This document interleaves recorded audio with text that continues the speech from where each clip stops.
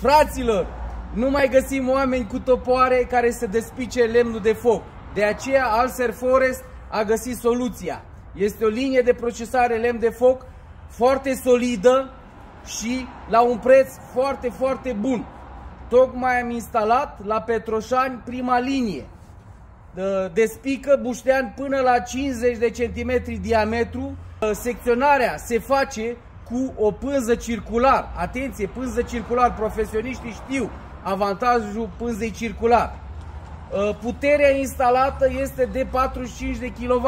Are un motor de 18 kW ce acționează pânza de tăiere, un motor electric de 18 kW ce acționează cilindrul de despicare și un motor de 7 kW ce acționează unitatea hidraulică. De asemenea, capacitatea ei de producție este de 40 de tone de lemn de foc despicat în 8 ore.